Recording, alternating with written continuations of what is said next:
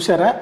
లేకపోతే party loyalty అంటే మీ వ్యక్తి లాయల్టీ చూసారా? పార్టీ లాయల్టీ జగన్ గారి దగ్గర మీరు అభ్యర్థులకు ఇచ్చేటప్పుడు అభ్యర్థికి ఇచ్చినప్పుడు ముందు గెలవాలి ఫస్ట్, తర్వాత పార్టీ లాయల్ గారు. ఎందుకంటే మేము కొత్తగా వచ్చిన తర్వాత పాతగా పనిచేసే వాళ్ళని అది వాళ్ళని ఏమైనా పక్కన పెట్టాలి, వాళ్ళని పక్కన పెట్టాలని ఆలోచన ఏ రోజు గారు చేయాలి.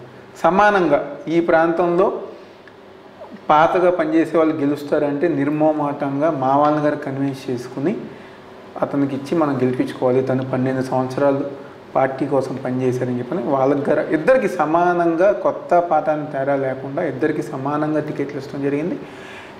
ఎవరి బలాలు బట్టి వాళ్ళు అందరి గారు గెలుస్తాం గారు జరిగింది.